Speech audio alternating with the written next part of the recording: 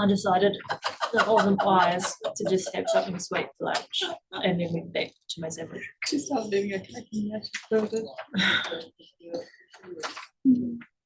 It's all about balance. I'm back.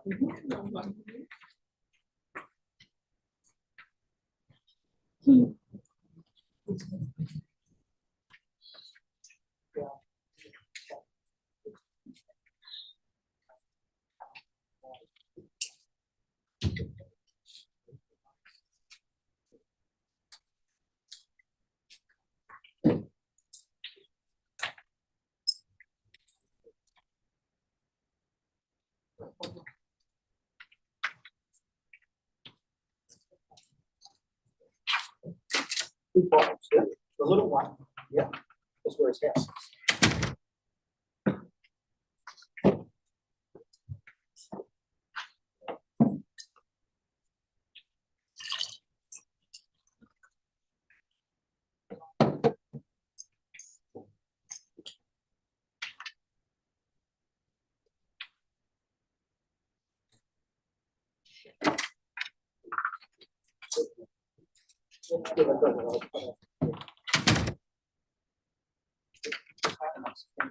Then of course, it's all done in Capital Belgium. That's got in Capital Belgium.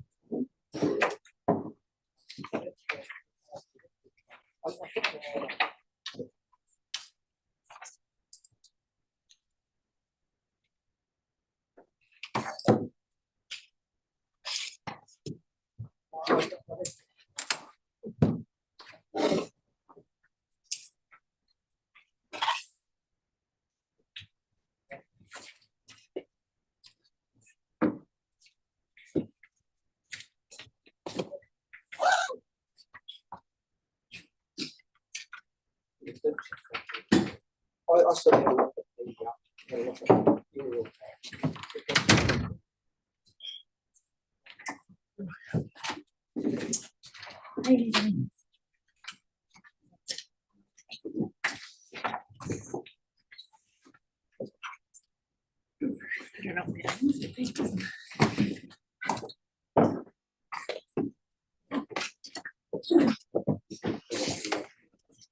Liz, Amy, do you want another? Thing. Yeah, makes mainly sense. because people understand what a master meter is. Right.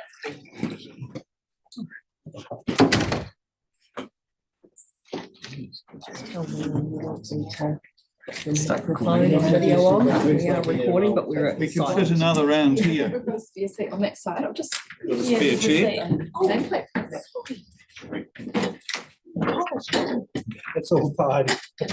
I never let you know whether I'm here in person or just turning up online. You know.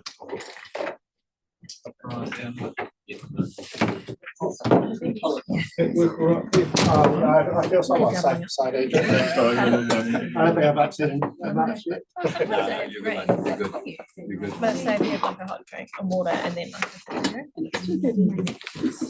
It's sort of slightly mysterious.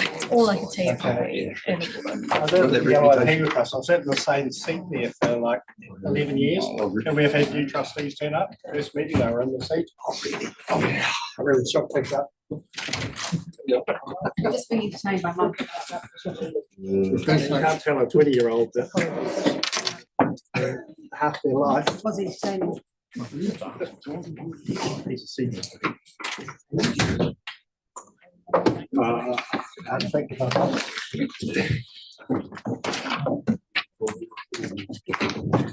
No, so you go on there. Did you get it done? Yeah. Let's go. Is this your environmental? On a cow and then There's a reason why men have don't see any female shoots. the side is sort of. No, see, they're all no, they just make response. They don't actually cook every night for their families.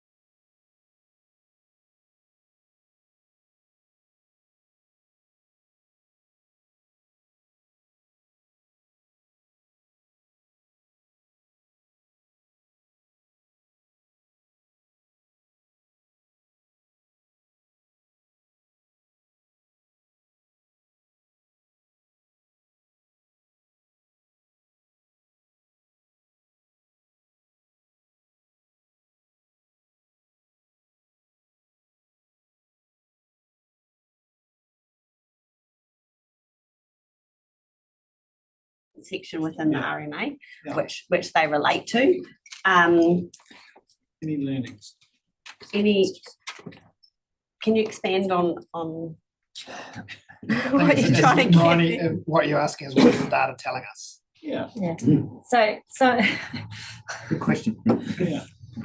It is a good question. I guess some things I would say is that this is the first 3 months of the reporting year, and we do find seasonal activities. So in terms of burning, in terms of other activities, I would say it would be challenging to identify themes or rely too heavily on this information here.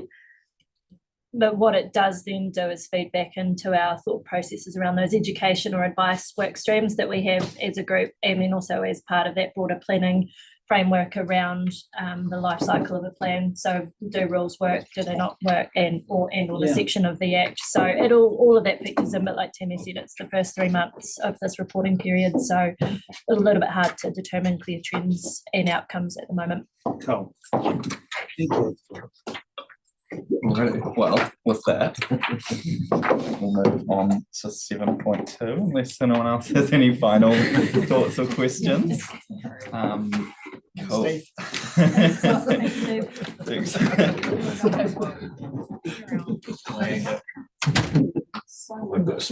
Thanks for stopping by. Alrighty, 7.2, we're covering some intensive winter grazing reports. So if you just want to just summarise that or outline that. So I'll just give a bit of an overview of this. So this is our annual update on our intensive winter grazing program over the calendar year. This has been an activity of high interest to I have to leave as well because councillors I've got one of those. and councillors and the community Intensively winter grazing.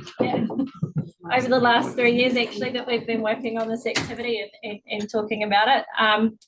So as noted in the report, there's actually been a significant amount of work put into this work stream, both from consent compliance, our catchment advisors around the regulatory process, but also education and advice and information, including a number of workshops and support that is provided for people. Overall, we're really happy with how the community undertook their grazing activity over this winter and the way that they engaged with the process, and also want to take a moment to thank staff for their commitment to this program of work. At the moment, we're focusing on what winter 2024 looks like, and at the moment, in terms of people are putting crops in the ground and looking at their grazing strategies for next winter. And as we've signalled in the report, we always like to look how things went and learn from our processes and what we've done. So we have got some process improvements identified for next winter that we will implement, but across the board, really proud of the work that the team has done in this space and that the community has engaged with us on. So we're happy to take the paper as read and just answer any questions. Perfect. Well, I think we have a question from Councillor Wilson. Thank you, Chair. Thank you for the report, and it makes absolute sense, and it's great that you are improving anything that you may have thought you can improve on. The community engagement, and I think that has to be acknowledged, it's been really good, the uptake of these. I think it's top in the country. The next report is on farm plans, and the regulatory framework quite clearly states that farm plans are an alternative pathway and gives a very clear direction on that, which is great. And we've got North Otago in that space now. Can we just pull out slightly? I just want to understand how that rolls out, because the last thing we want to do is people want to invest in resource consents when, or do you see them going at parallel, that you have a session, and if they're already done working on a farm plan, that they could do this by farm plan? Yeah, and this has come up in some of the sessions we've had in North Otago last week on farm plans. So there's a couple of options for people there. So if they've got their intensive winter grazing consent, it is recommended that they don't surrender that consent or until such time as that intensive winter grazing is certified as an activity through their freshwater farm plan. or they keep their consent until it expires and then include it in their freshwater farm plan.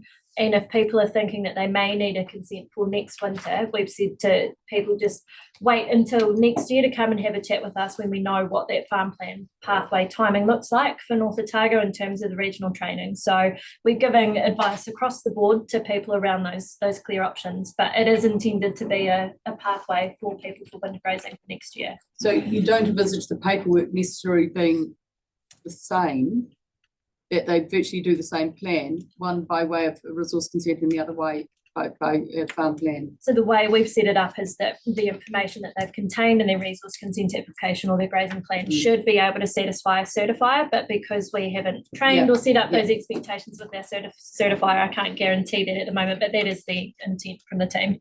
And so, okay, and so that will be an option for this next winter. Yeah, so but they would have to have their plan developed and certified by the 1st of May next year, and we do need to have a look at what does that regional training look like and what is how would that need to be certified. But we're very live to that matter. And may I take further?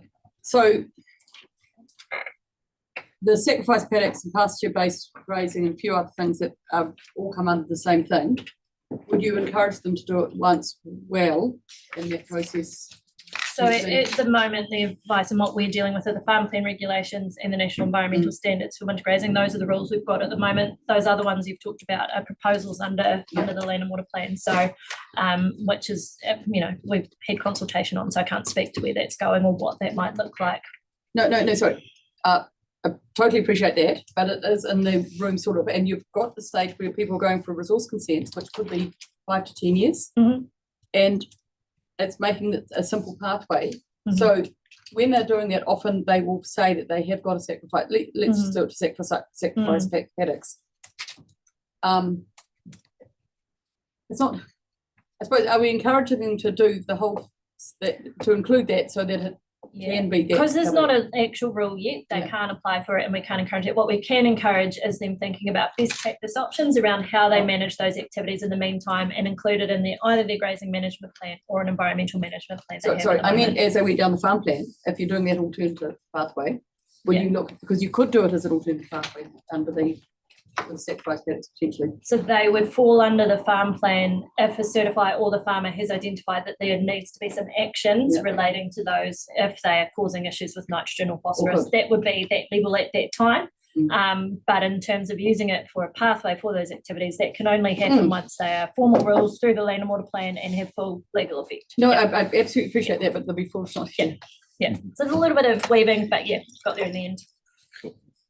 Councillor Malcolm. I just sort of want to continue on with that theme just a wee bit. And I suppose it is around intensive winter grazing. If we have a look how Otago has actually taken that on board, and I firstly just to your team pass on a comment that I had from North Otago from a Christchurch-based corporate farmer that was in the room at Pepakaya, and they've probably got 50, 60 farms. They deal over Canterbury, Otago, West Coast, I think, and certainly Southland. He only wants to deal with one regional council, and that's the ORC. He just, the way we've approached winter grazing, the education we've gone in, the community-based stuff that we've done, and your form, which is as opposed to 33 and somewhat, is absolutely superb. So that's a major group looking at, becomes a big job for them to do that with so many farms and the like. So just, so to Joe and their whole team, exceptionally well done. And that's look, to be honest, that's been echoed everywhere. Initially, this intensive winter grazing was a bit of a don't come on my property sort of setup, but at the end of it, those naysayers as such that I've certainly made an effort to go back and talk to, and now thinking it's a really good process and really, really good. So, high praise for that. I'm not going to go mad at any stage here.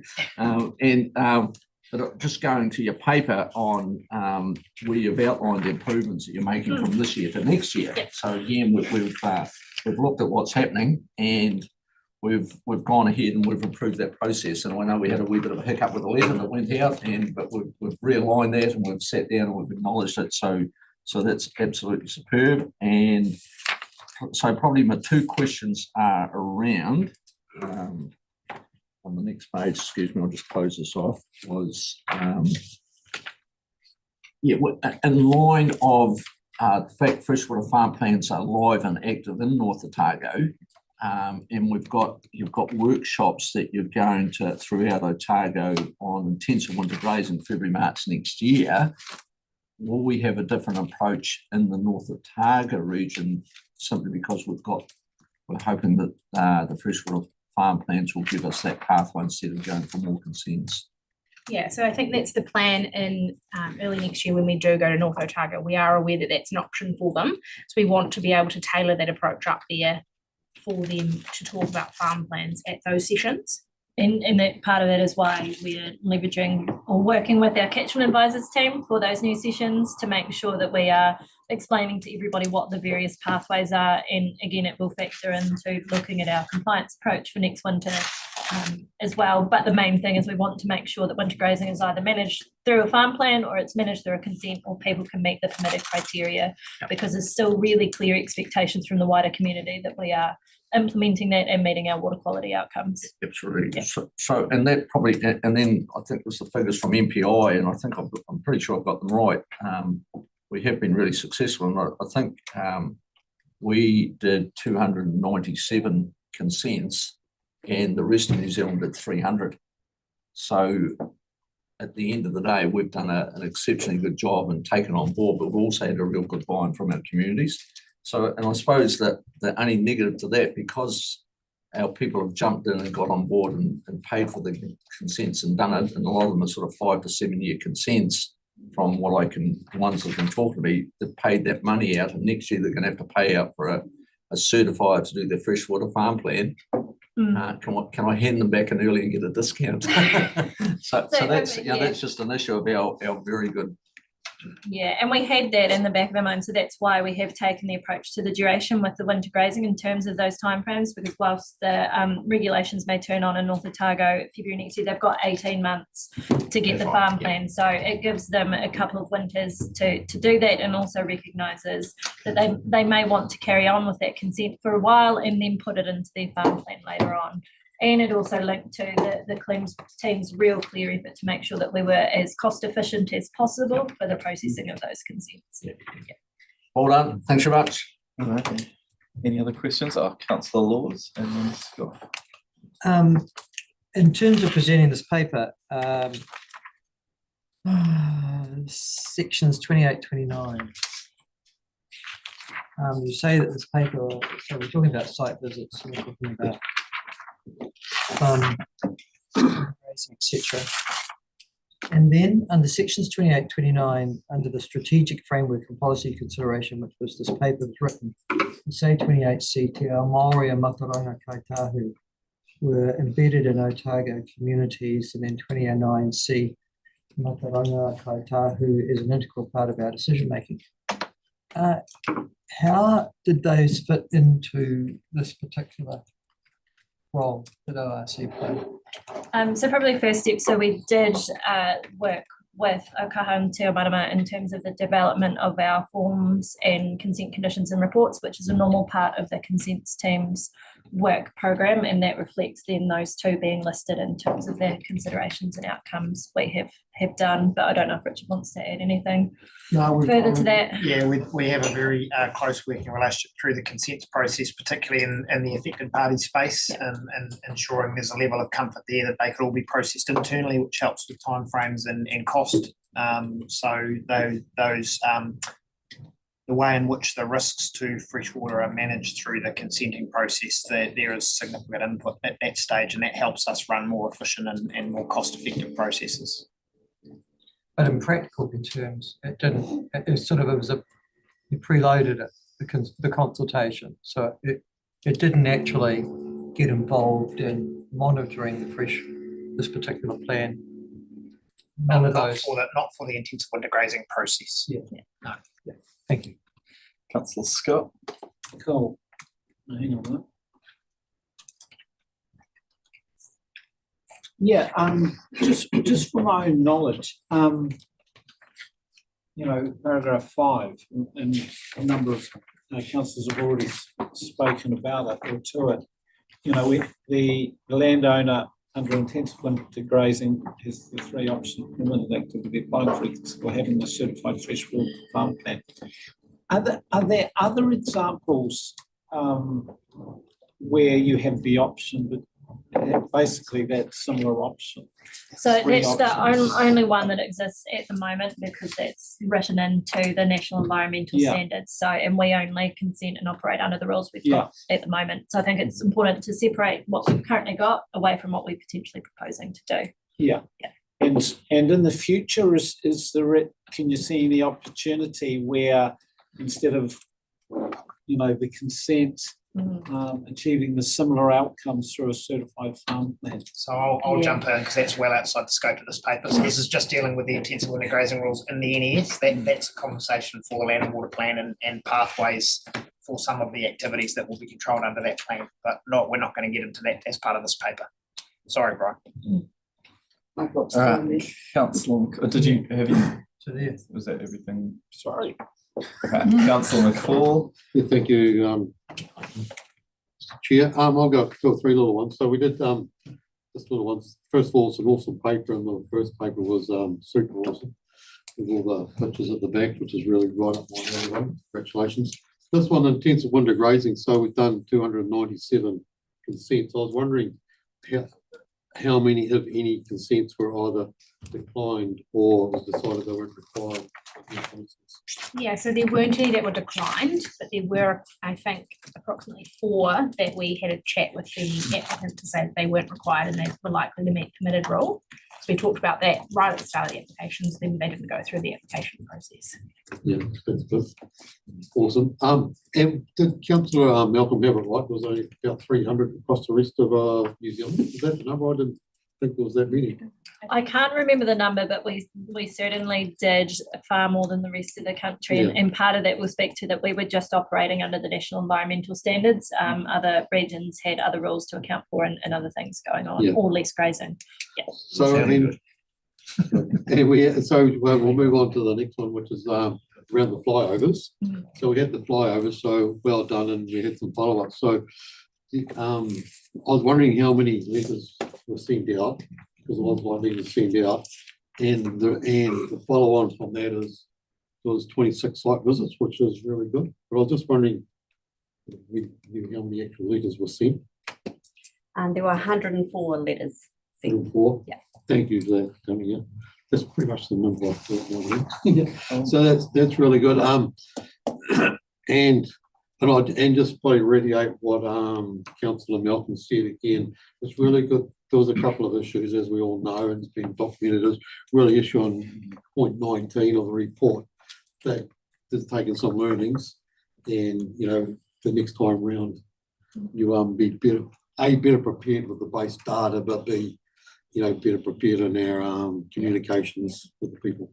And my so that's really good. And my last I've got the last one is just an observation really on the map of where all the consents are located, and I see there's a relatively empty space in the far west. Which is West Otago basically. In the far west, might have been a couple leaders there. So I was just wondering whether would that prompt a bit of an effort in that zone with their meetings to try and engage the farmers towards it, because we got that same synergy going on, is that we're going to be wanting them to consent for winter grazing, but probably even only one winter, given the farm environment. Yeah, so that is taking over. that location and where the consents are or aren't is factoring into where the workshops will be focused next year. Yeah, Where the gaps are. Yeah. where the gaps are. So that's it was just an observation that I saw, because otherwise they're pretty well spread out. And that's the benefit to us also of having the spatial data, and like yourselves, we're really excited to be able to have more of this. Yeah, through our that work visual streams. stuff Yeah. is always Yeah. really helpful. So unless I'm mistaken, Councillor, did you have another question? Oh, no, I was just going to say, it's like, when we're talking about this with our communities, like that, the picture, it is a very visual one that, that we can form part of our communications, because it's something that the people will see, that it's not, Yeah. everybody's getting them. yeah, the GIS team and also Simon's team have done a great work on this as well. Yeah, awesome. Cool, unless I'm mistaken, councillor Malcolm was gonna move. Happy to move those recommendation that we make the intensive winter grazing program. Yeah, I was just gonna check if there are any last questions before we go on with that. No, cool. Does anyone want to second, councillor Malcolm? Councillor McCall? All right, does anyone want to speak to that? I will. Yeah. Unless he wants to speak. Thank you for the work, and I think it's really good that we're doing our part, but I think we have to, and I'm gonna really Richard now and sort of talk about where Brian was going. This has to make sense out on the ground, and that is the bit that we're meeting a regulatory framework, which is what it is. And we're rolling it out, but it may not make much sense, and it may have substantial costs on some parts of our community, which is duplication. And as we go into the next period of rolling out whatever we roll out, I think we should have really good conversations about making that make sense out on the ground. It's not something we've inherited, we don't own it, but if we can make slightly more sense out of it, we should do everything we can to. Alrighty. Did either of the mover or the seconder want to speak? Just quickly, so look, this process has shown that with good community engagement and clear understanding and working with our communities, that even the most trickiest of things to implement can become pretty damn good and pretty well accepted. So well done to the team, well done for ORC for taking this approach, and it's an approach we need to start spreading right throughout. And I'm sure we're doing that anyway. So well done, team. Thank you. Alrighty. So no one else had anything to say? Put that to a vote. All in favour? All against? Alrighty, motion passes. Do you have something to add there? Say that Tim Metham says he's trying to get in. Okay, we will try. Okay. Alrighty. Thank you, guys. Okay. I'll just wait a sec for Tim to come in. The next one. Cool.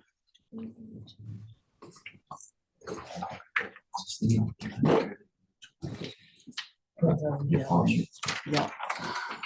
All right, I'll move us on to 7.3. We'll be covering farm plan implementations. And we've got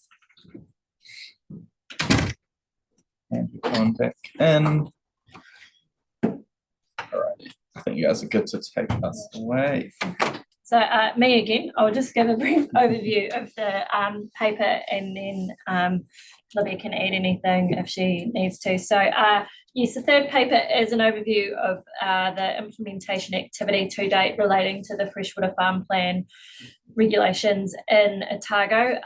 Things are moving fairly quickly in the space, considering they went live only a couple of months ago, and the paper gives a general overview of what we have achieved since the last update, and also a few looking forward items around what we're planning to do.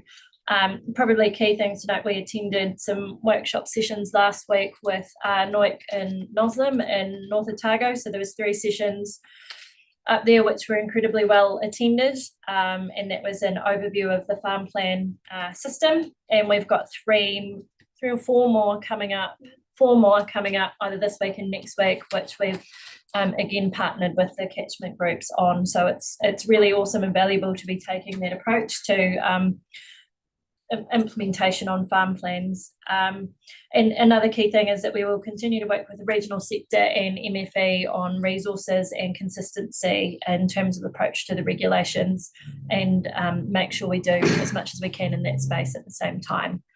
So just a general overview. Happy to take the paper as read, but I'll just let Libby add anything if she had. No, I don't have anything other than just the numbers for the yes, events that we had last week. If they're of interest, Councillor Malcolm was there for 2 and Councillor Noon was there for 1. Both, yeah. Thank you for your support. We had 62 attend the event in Hampden, which was in Western, which was the first event we had on Tuesday last week. 56 attend in Papakayo and 34 attend in Hampden. Well, to start us off again with a question, councillors. Thank you. I probably have small, but I'm just interested in paragraph 16, and the things that have to be done.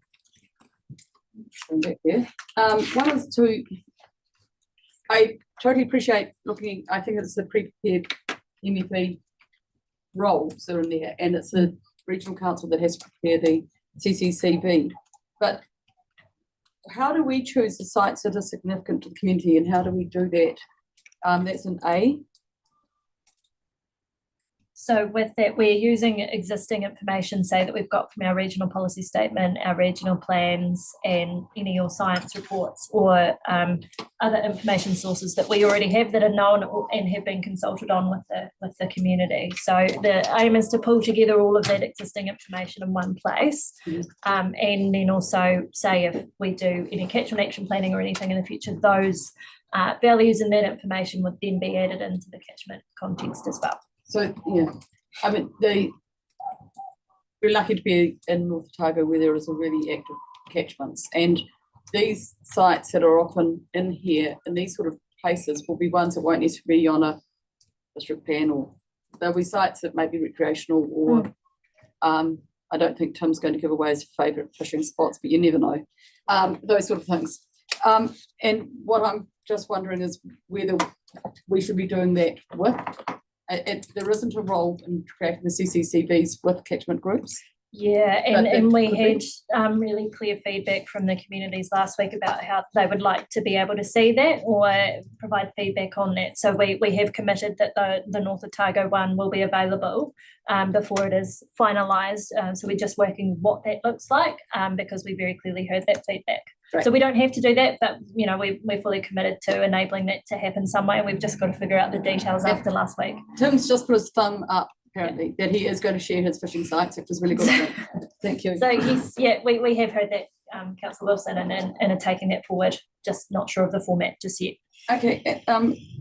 Before I go back, so the blue table, which I think is table 1 on page 52 of our, I don't know what it is on the end paper.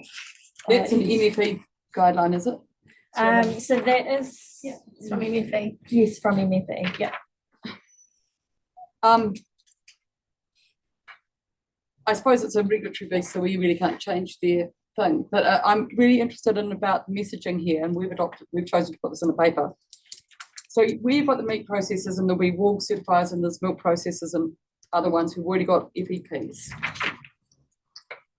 When I've had these discussed in the past, while these ideas were around, they were FEPs adding modules. And this is transitioning from an FEP to a freshwater farm plan, which is quite nuanced. And maybe I'm picking up on something incorrectly. It depends on the plan. So it might be, say, for one plan, they need to add on modules, and for others, they need to use that base information and transition it into a freshwater farm plan. So it really will depend on the industry plan that has been developed, but the very clear intent of the regulations is that any farm plan or environmental plan that has been developed should be able to be used in some shape or form to meet these regulations. Okay, and so I think it's a really good opportunity here, but timing's awful for you guys. So I just want to understand, is there an opportunity, or am I in a perfect world scenario that won't happen, that we could get people in the same room and try and make sure that they are as aligned as possible? So that's happening in a couple of ways already. So industry bodies are approaching MFE directly anyway to see if their farm plans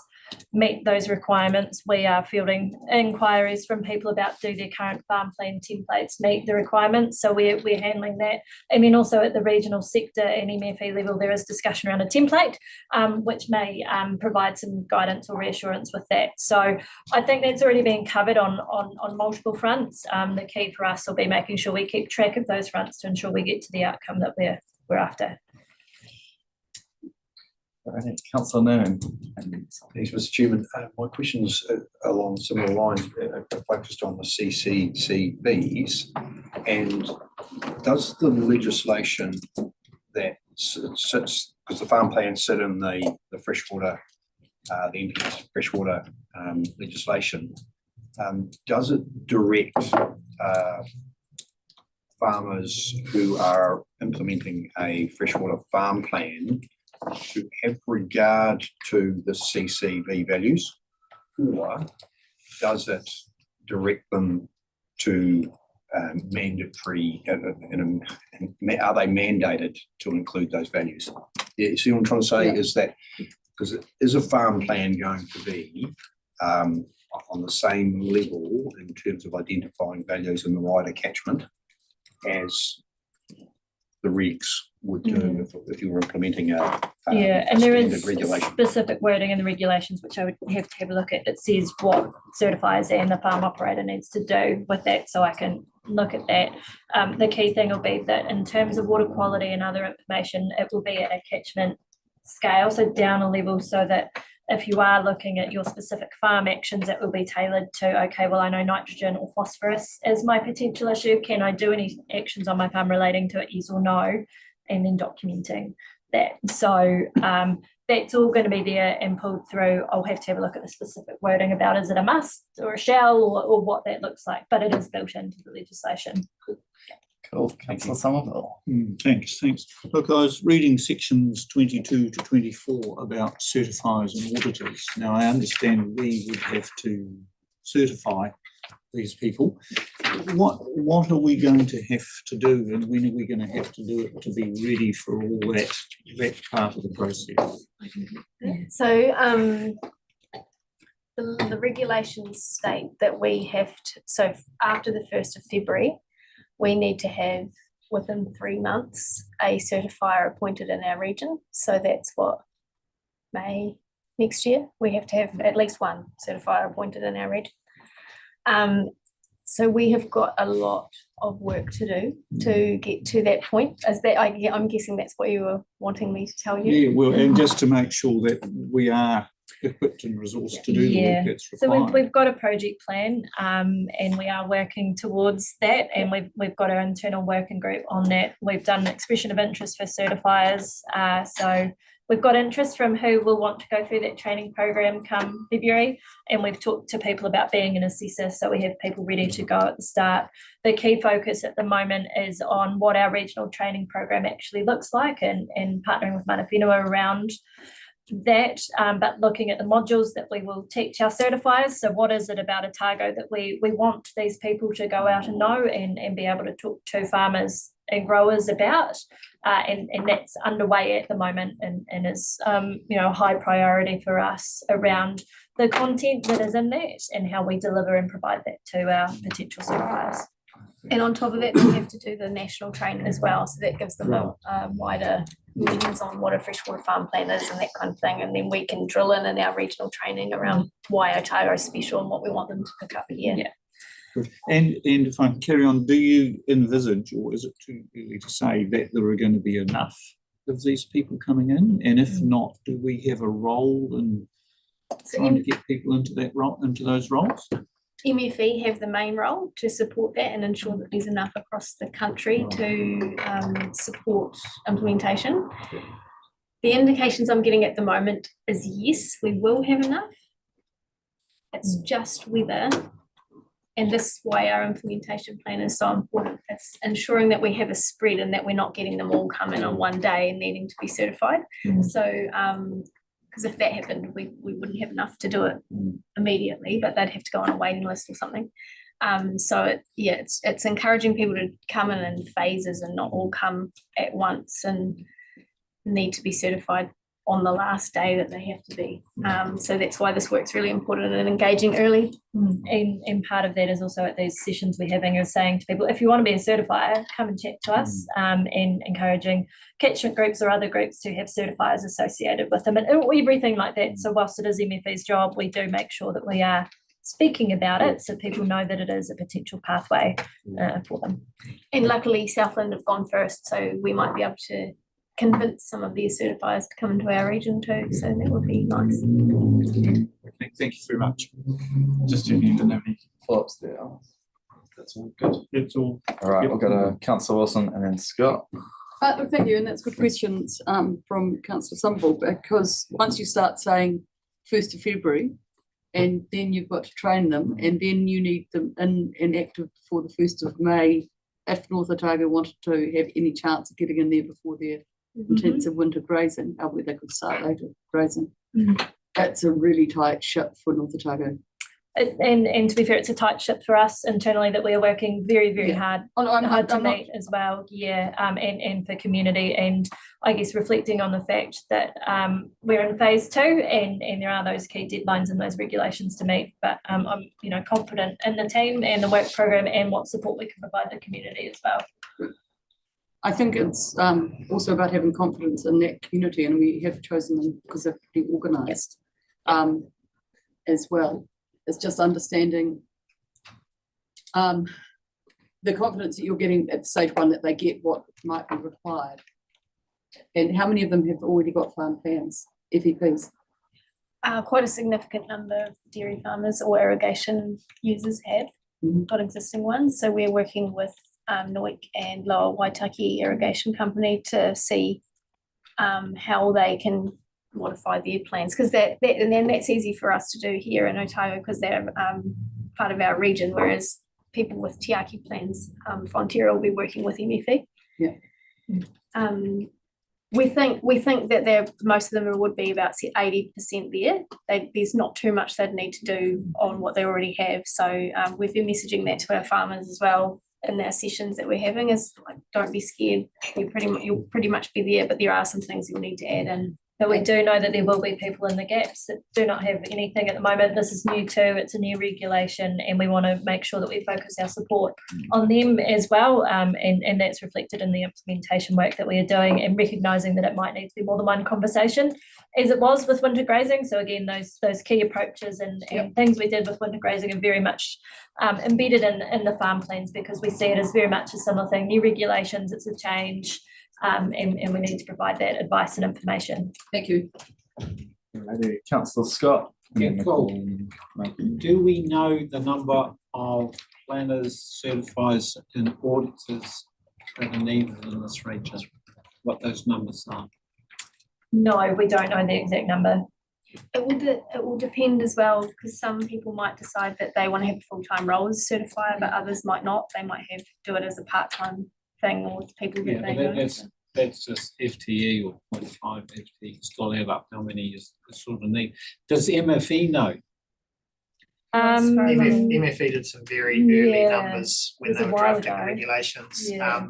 And I can't remember off the top of my head, but I know that the sector raised some questions about how reliable some of that information was. Yeah. And I think where it's got to is having a look at the time that it's taken the certifiers in Waikato and Southland as they start to get plans, and then extrapolate that out to other regions to give us an idea. But I think, Brian, it's a really good question, because it's probably the one of the key red flags that's been raised all the way through is the amount of resource required to administer the system. And I think we're still in a bit of a wait and see, just to see how much is actually required in practice. Yeah, and I just don't know how we can say that we're organised and we've got enough people if we don't know how many people are actually required. How do we say that? so we're organised internally. So we, as OS, we aren't going to be certified, so they will exist externally to us, but we have a role in making sure and training and developing No, but them. Yeah, I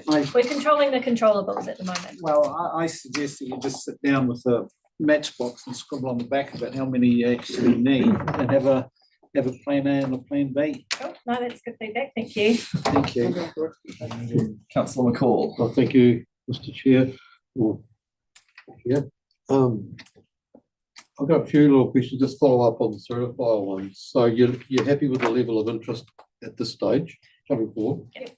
Now, does a certifier need to do the national training before he does the regional training? Yes. And the regional training is planned from the 1st of February on. Is that right? Is that what you said? We're hopeful that we can have the regional training ready slightly before the 1st of February, but we'll just have to see how we track. So you'd strongly recommend anybody interested to get in and get the national training done? That's a good question. It's not open to people who want to be certified in our region at the moment, so I'm working with Assure Quality to get it open, because we need it open. Yeah. So that's an active conversation. So it's open to Southland and Waikato at the moment, and they're concentrating on getting certifiers for those two regions, but we don't see a reason why we shouldn't be open at the moment. Thank you, that was my next question. Yeah. The other one was around, like in the, I think it's point 30, there's a couple of points, that's around Tiru Kahika or the local government of New Zealand, looking at creating templates. You did talk briefly about that, and there was talk about regional sector templates and local government New Zealand templates and regional templates. Is that so? Is basically the plan for you, for you guys or us, to look at all the templates and then modify one that we're happy with for our area? Yes, and sorry, Te Ura Kahika is the regional sector, so it is just one, and it would be all councils developing it. So that's a conversation at the moment. And with anything like that, we would then look at about how that applies in the Otago context and put our lens on that and talk to our partners about that and industry groups and everybody around that. But I think given the fact that the initial conversation from MFE was no, we're not having a template to get to the point where we're currently at is promising, but also recognising that the template may not necessarily do everything that it needs to do. So it's just part of our broader work stream and partnering with people. Just interesting because I got quite good feedback from like the North Otago area in one of those other sessions around having a template. Yeah. And is there any guidelines on when the regional sector may have it? Do they have time? Yeah, the conversation I think was last week that it came Maybe up, or the week but before. it's in progress. Yeah. Okay. I'll probably just reiterate what Councillor Wilson was saying as well around the CCCB and getting it. But we got where we are at our region-wide ones, but to break it down into more specific areas, which is what obviously you've had feedback from as well. So I can see that's going to be an instrumental part that we need to build in some really close area specific stuff in these freshwater farm Certainly plans. As it relates to water quality, that'll be there. I think nationally it's recognised most councils, and I don't think this will change since I've been involved. We're going to start at a larger scale, just purely with timing and resource, and over time, these contexts will become very much catchment specific. It's just purely a rollout issue around how much data is available and how much it takes to produce them for these first iterations. But it's definitely the intent of the whole system is to operate it at a catchment level. So I was just wondering, like, because if you do your freshwater farm plan with your catchment context in there, and then you bring the more nuanced stuff coming through, does that then mean that you have to get because you then got different set of targets or slightly skewed targets, so you have to get it recertified? Not immediately. Just that every 5 years. So if we update it within that 5 years, the new So it'll be the next 5 years. one they do, they'll need to. Or they might choose to do it, or if they have a significant change to the scope and scale of their farming activity, they're triggered to redo their farm plan anyway. So it will pick up all of that sort of stuff along the way, but it's 5 years. Yeah, so it's not if we add something on the 2nd of February and someone's done these on the 1st, they won't have to change it till they need to recertify. Yeah, but there'll be people they could do other actions anyway, outside the farm plan. And probably my last question or point or clarification is around point 25, which I think is probably the one of the more contentious areas is around the bridge. So this is the information sharing bridge, which is something that's comes up, and if you could just give a wee brief rundown on that one. Yeah, I think that speaks to the concerns that have been raised by a number of people about the level of information that is supplied through freshwater farm plans and the potential for that to then be requested by members of the public. So when we've been speaking about this, we've been pretty clear about the limited information that a certifier and subsequently an auditor has to provide into the bridge or the whatever ultimate farm plan system we will have, and making sure that we are clear that there is a restriction on who can access that and that it's regional councils. So we are very live to the fact around that and being clear that we will only, the farm plan set out what a certifier needs to provide to us. Is obviously a separate conversation, as Richard said, about land and water plan, which is in this one, but the regulations are really clear about what is to be provided to us and what we can then do with it. And I did clarify that with MFE, they don't get any property level specific information. Theirs is all aggregated into, you know, like if they wanted to pull information about how many A's are there across the country, they can pull that, but it won't go drill down into a property level. So if anyone did a official information request to MFE, they wouldn't get the information because And the they don't have level, and the level of information that us, the regional council, would have access So to. we'll be using that same system. Yeah, but Bridge. we, so, and yeah, we'll be using the bridge, we get slightly more information in that we get the maps of the property, so the boundary of the properties. We also get given the score, the grade of the property, so that if we see that there's consistent non-compliances, then we can use our compliance monitoring and enforcement strategy to take that up with a landowner or a farmer or grower as needed. We also get basic information around the owner details and there's another administrative Legal detail. description, so very high level administrative details, but it is something that we as an organisation are live to, and I know MFE are as well. You also get the regulations are action very plan, prescriptive around the administrative information that has to be presented to councils. Yeah. But it is data sovereignty is one of the, it's it comes up from time to time, but if you have a look, and I can send around the link if you like, to the regulations are quite prescriptive. Thank you. Another good, clear paper that sets it out. So it's well, good to understand. Awesome. Thank you. Alrighty, Councillor Malcolm. Yeah, probably just a comment on the certifiers for a kickoff and that template is that probably is a widely thing being expressed that we have a template, and Joe and Libby know that feeling, and it really is. Yeah, I think it's a really government should have had a template organised, and whether we adapted from that template or not, I'm not sure, because if that template was one of the things about a certifier coming onto your property, they're going to have to certify that property. How much is it going to cost? How much time is that going to cost? If we had a template, we could get some sort of formula around those constraints, and that would have been really helpful for those people to do this mandatory exercise. Look, everyone seems to be really comfortable with the process, but the template is being pushed really hard. And certifiers, well, we don't know how many certifiers we need, because you have the option of actually doing the whole plan yourself, and a certifier would merely come on and just do the certifying that you've done it right. And when you look why probably we chose North Otago, because a fair proportion of the farms up there are already under irrigation plans or dairy plans and the like. So it makes, there's a lot of people already into that situation. So we don't really know.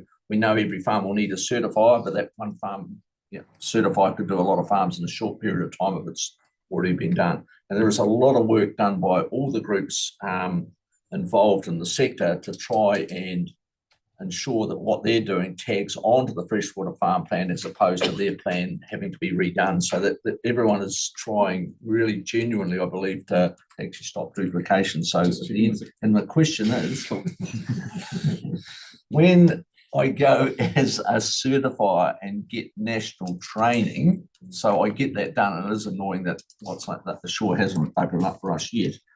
When I go, so I've gone and done that training, which is on the basic component of my farm activities. Do we have to do any more than just the target component of our CCBs? Why would we need to do this? Should they not? Are we sure that they're not pushing too much of the training onto us, and in fact they're doing the right amount of training? It's a good question. So we need to do an introduction to our region. We'll also need to have a tangata whenua section in our training, and that's something that the certifiers have actually been asking for. They're saying that this is something we need upskilled in, so that's awesome. Then we have some options around what else we add in. So our initial thoughts are that we have a dairy effluent section, and we have a intensive winter grazing training section, because that's special-ish to our region in Southland.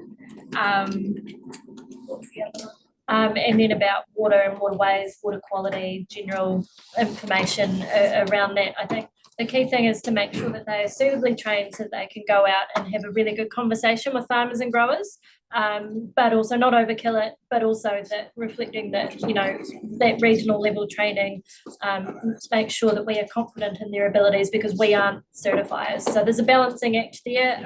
I think there's the right, at the moment, not having gone through the national training program myself, the modules look good, but as with anything, I think they're receiving feedback about how that national training system is running and the content of it. So yeah, we're just making sure we land in the right spot with our modules and approach. Yeah, like for instance, dairy influence right throughout the country. It's just not, so but we need to check that they do understand it. So just going back to our CCCVs, will they actually, I have a concern about them being available realistically in time, and also with our land and water plan that we're doing at the moment, with the pressure we're putting on Okaha and iwi, are we timetabled enough to give them enough time to actually form that with us, and how far advanced is that? Yeah, so we've been working with Sandra through Okaha, and she's been going back to the Runaka reps as it relates to those in the north of Otago, Etamu and that Takiwā, to make sure that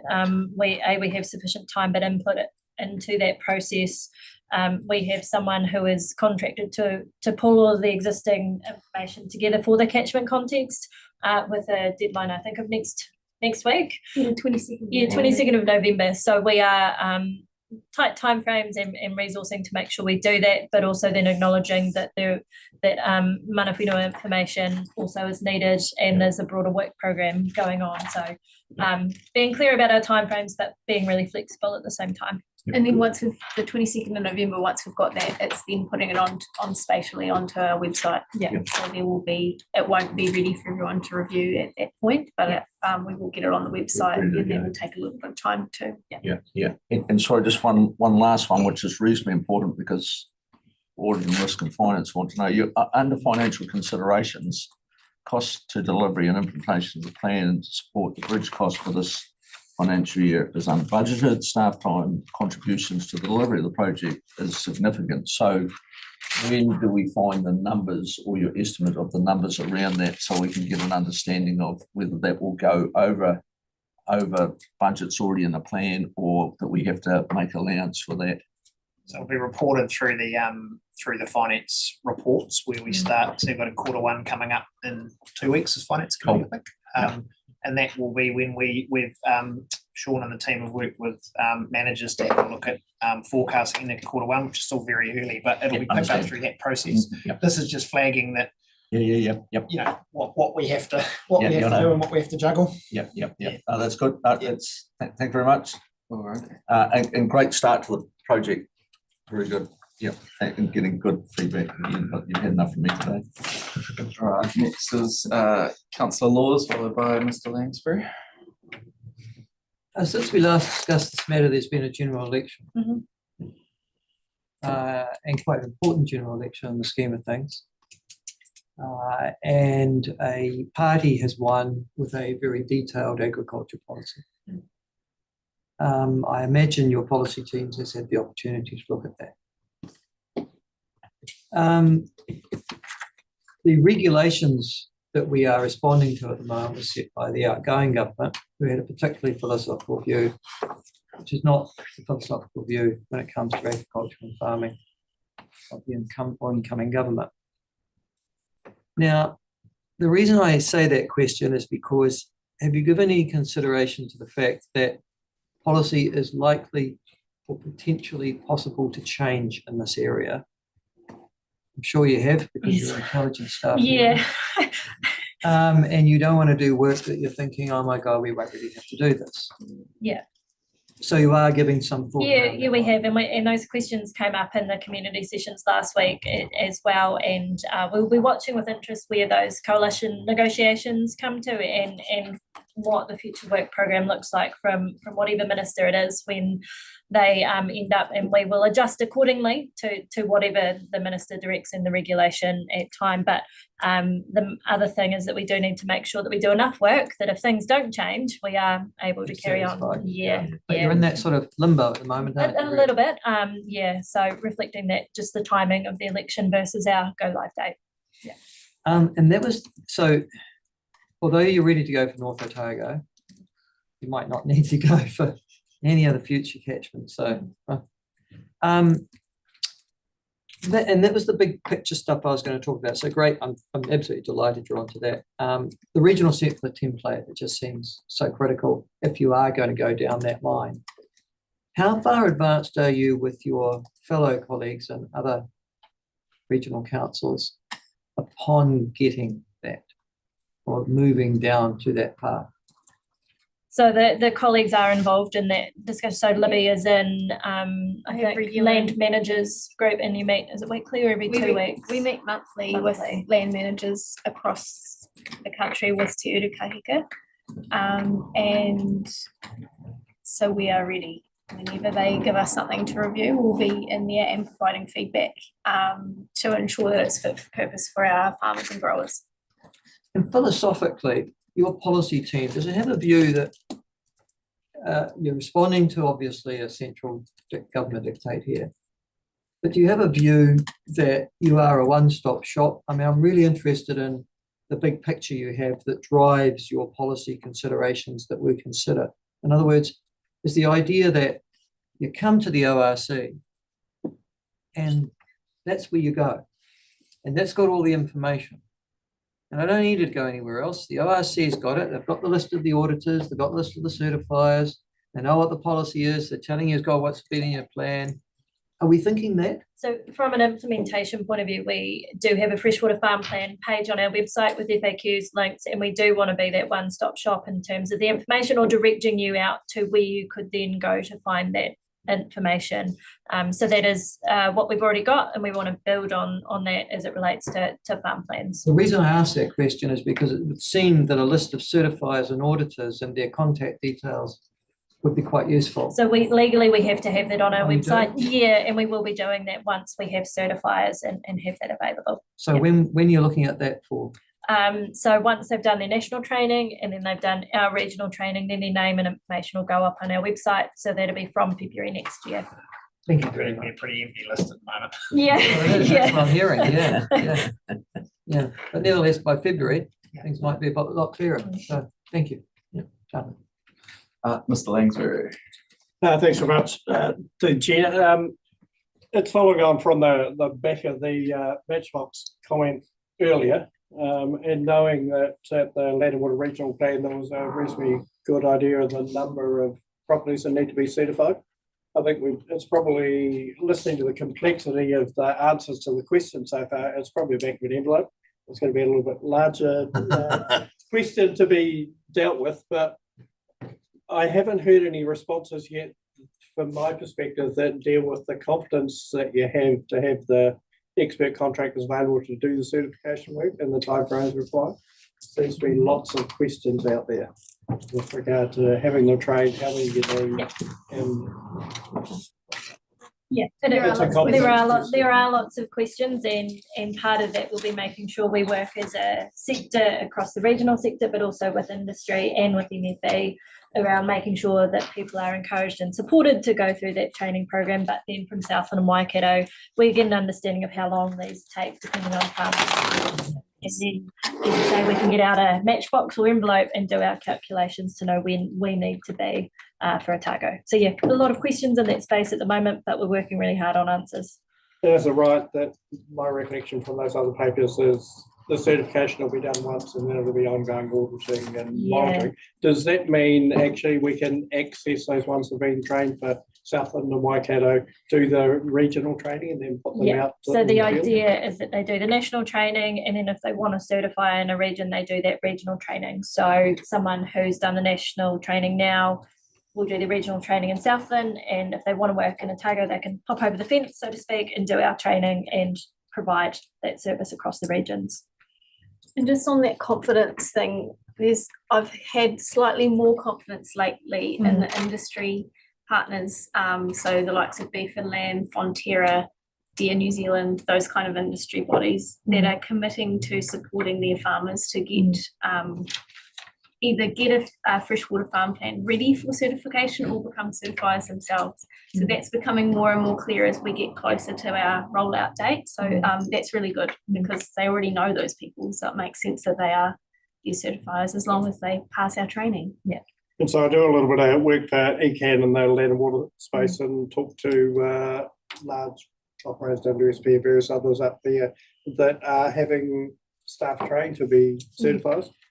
Are you aware of people coming to you and saying, well, no, we're not in your region, we're training staff, or are you blind to what's going on? We've got an expression of interest form on our website at the moment, and we've had a number of individuals and companies say we are thinking of training through that. So we haven't done a formal analysis of that yet, and we will continue to push that form out and encourage people to fill it in. So we are getting a good list or idea of numbers in areas. So not blind to it, we're starting to gather the information now, and as Libby said, we're getting really positive engagement in that space. And getting more and more each day with the engagement we're doing in those communities as well, putting forward expressions of And interest. people talking to us afterwards about, oh, I might want to be a certifier, what does that look like, which is really cool. Yeah.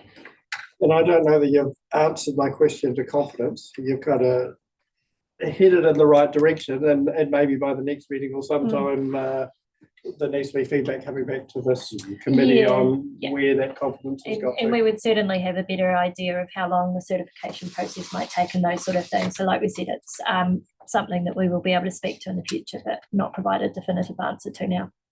Thanks. Yeah. Councillor Wilson, trying to question, then no. Theoretical, so this has already been rolled out in Waikato in Southland, in parts of, not in years, the first question. Are we the only council that is doing a land and water regional plan at the same time as rolling this out? They're all doing it. Everybody's updating their plan to meet new MPs at the moment. Okay. The certification period is how many years? Every 5 years, unless they trigger another requirement within there to do it again. And thank you for sending the link, Richard, to the regulations, because obviously we're allowed to use the farm plans as a regulatory tool for other plans we might want to. Can I just, so you've Joe Bloggs in Waikato, you've just done your freshwater farm plan, or in Southland, and then they changed the plan, the land and water plan, potentially. How long do you have to wait until your next audit? Or do you, I'm just interested in how that works. If you can use the land and water plan, sorry, if you can use freshwater farm plan as your regulatory mechanism, pathway, as your alternative pathway, you get your certification, then, you know, the government changes the rules or your land and water plan changes. How does that affect it? I'm just, I can't quite see how they interrelate. So that pathway would be available once your land and water plan is through its process. And then you would be able to say, right, I want to do my winter grazing as an example through my farm plan. So I'm going to do that part of my plan now, and I'm going to get my certifier out, and you recertify that part, and that would be when you wouldn't need a consent. So it's once the plan has been through its entire process. Yeah. Okay. If you're using it as a regulatory tool, and this is hypothetical, but I think it's just understanding the structure, and maybe it's a meeting for another day, but I'm just trying to get my head around this. Is it, would you, so going to North Otago, would you be rolling out your land and water plan in light of where you have rolled out the timing of your areas, or would you do it a different way? Because otherwise you're going to swamp yourself every time That's a question for Anita, which we won't get into. It's not a me. It is part of the thinking, is all of this is connected. So the paper that we bought previously that we've then subsequently sent up to the Minister via MFE with our preferred rollout approach, we are considering that in terms of implementation and timing of other things within the land and water plan. And that's great. I'm really happy to have asked the question. I'm happy to be pushed back as well. But I think it's actually, these are questions that people are asking out in the field, and it is really hard for them to get their heads around this with so many balls in the air. And I'm not saying it's any easier for you guys in the table, but we have to be honest about that. And if we can be not pushing back, but trying to get some alignment, it would be really helpful. And the other thing I would say there is that when these things do land and the intent is there from people to do the right thing, we have a number of tools across the regulatory and non-regulatory suite within farm plans, within compliance, to work with them to make sure they're operating within the law. So there are numerous ways that the staff will be able to work with people. And that's the attitude we will continue to take when people are willing to engage with us. Thank you. That's a very good statement to make from the Councillor Noon. Thanks, Mr. Chair. Table 1 on the implementation plan, and I'm just looking at North Otago at the top and the Northern Coast at the bottom. Now that the boundary of between those two FMUs has changed, are you aware that the rollout of the workshops don't align? So can I just say that hasn't changed? There's a proposal in the RPS that to change it, that has not had any decisions. But on the website, So we're just working through some discrepancies now, but there's a plan in the regs and there's a plan in the RPS, 2 plans in the RPS, 2 maps. for the average person outside the organisation looking at the website, they see the map and they see the lines change, so they assume that's the case. So I just wanted to share that with you because there's probably a bit of confusion out there with stakeholders, interested parties. So I'll take that because Kevin's raised that with me this morning, and I'm just following up to make sure we can be crystal clear with our catchment groups and our farmers as to how the decision that was reached by council around table 1 is being communicated, and if it does need to be reviewed in light of the RPS, then we'll obviously go through that process and make sure we communicate that. Because at the end of the day, though, I mean, the RPS process will be evolving. Yep. And we still got to, business as usual, we still got to get on with the job with everything else. So there's some anticipation that can be concluded to in terms of the direction of the RPS, even though it may not be fully resolved. Yeah. So, cool. Thank you. Alrighty. Just gonna take a pause and see if there's any questions from anyone who hasn't asked a question yet. If not, I'll go to, was it? Happy to move. Councillor Malcolm's gonna, did you have a question? Oh, no, I've got a comment. Well, I'm happy to see. Yeah, we'll save that. Okay, so are you seconding? Yeah, I can second. All right, so if Councillor Malcolm is moving that we note this report with Councillor McCall seconding, and did you want to speak to that, Kevin? I'll go last. Okay. Someone else Did you wanna- Yeah, I can say something. Yeah. I just think well done on all the the groundwork that we're putting in to the rollout. With it's not easy. And the one thing, just following up from half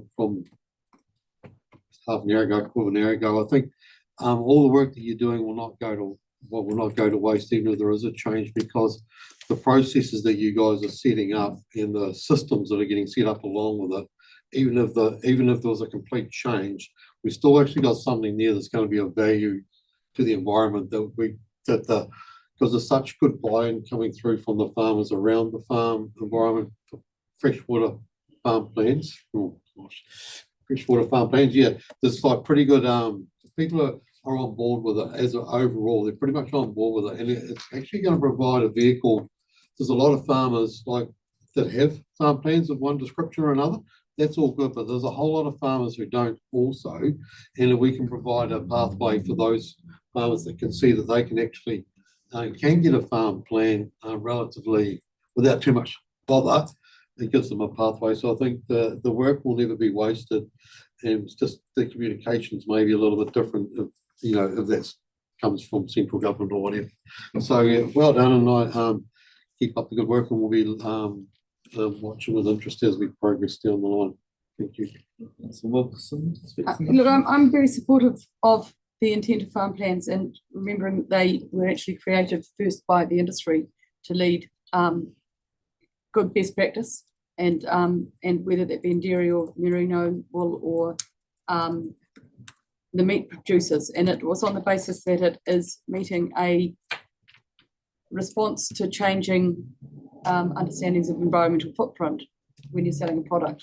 They certainly are a good news to tell, and I certainly don't think that any government coming in would or should, at the very least, think of getting rid of them, because they are absolutely in demand in order to get the best prices. So they're a really good tool.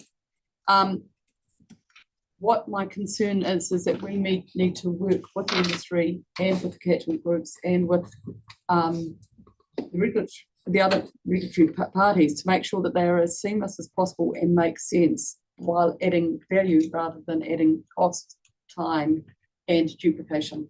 And that's going to be a really hard art. It's a huge ask for the staff and for the communities and those industries to do business as usual, get up to speed with something that's quite different and nuanced, and then make the most of them as an opportunity for in the regulatory framework. Really, really, really hard stuff. But it is a much, these have been used by people at the top end of the bell curve of farm practices for some time now. And there's been a huge number of people working to the GMP plus or the FAP plus farm insurance plan.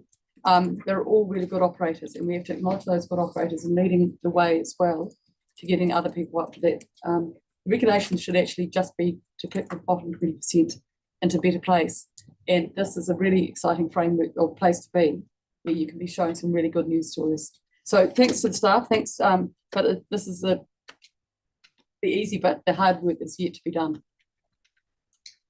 Did anyone else want to speak to the motion before Kevin? Cool. Just Councillor Noon. Briefly, Mr. Chair, sort of backing up on what Kate has said, I think that I know this is an implementation update, but the principle of a farm plan makes so much sense when you can get some low-hanging fruit, achieving some environmental outcomes at a relatively early stage of a focus on improved environmental outcomes on your farm. So I think with it being linked with the catchment, the wider catchment, the challenges context, etc., it just makes so much sense. And we well understand the importance of integrated catchment management, mountains to the sea, all of that. It just is just a key ingredient to get a really good outcome in the water perspective. Oh, anyone else? Alrighty, Councillor freshwater farm plans, and Chair Robertson just reminded me that probably some of the first environmental plans ever started in New Zealand were with NOSLAM, North Otago Sustainable Land Management, and the ORC. So that's probably a really good place to start. But I think these freshwater farm plans are really going to be an exceptionally strong environmental tool, not only for us as ORC, but for the whole public, for the agricultural sector. So I'm really confident they are going to be an exceptionally good tool. What they're actually going to confirm to everyone that the good people are doing really good things. It's also going to confirm the people that aren't doing so good might need a wee kick along. So, to me, and it's going to be done. This is not a catchment-based thing. It's going to be on an individual farm. So every farm is going to need to be certified, accredited, and in the process. So it's going to be exceptionally powerful because there's so much good work being done out there, and I think these plans will actually. For a lot of people will be able to recognise that that work is actually being done. The key part to it will be is to ensure it stops duplication, ensure that all these groups work together and make sure that this is the key document, that we are doing it once, we're doing it properly, and everyone else can hang off from that. So I think that's absolutely important, but also I think a key part for the ORC is that we actually continue the way we're doing the intensive winter grazing, to continue the way we've started this off as education and support and getting this happening. The certifiers, they're out of our control. The certifiers and the assessors are basically out of our control. Our team's working really hard to make sure we've got our CCBs and everything else in line. And at some stage, as a governance team, we may need to push back to MFE to ensure that they are doing their work to get these certifiers and auditors. But I'm sure I think we got 2 or 3 names from Papakai the other day of very, very, very good people that will be very good. So it's growing and we'll be ready. Great environmental tool, great for agriculture, great for the whole country. Let's get them rolling in and keep the good work up, team. Thank you. Alrighty. All in favour, say aye. Aye. All against. Motion, that's an aye from Tim as well, it seems. Motion is carried, and with that, I'll close out the meeting, but just quickly first, I want to thank Libby and Joe. They've been with us a lot of today. And we've had some really, really good reports on the table, so that's been awesome to see. And then secondly, just to preface the next workshop, we'll just sort of go straight into it. We'll start at 4 on the dot. It's a couple of minutes for me to run to the loo. And then that workshop will save the kind of gear for the end of that workshop to close us out, because this workshop will be open and Richard's going to talk to that once we get started in a few minutes. And with that, meeting's closed.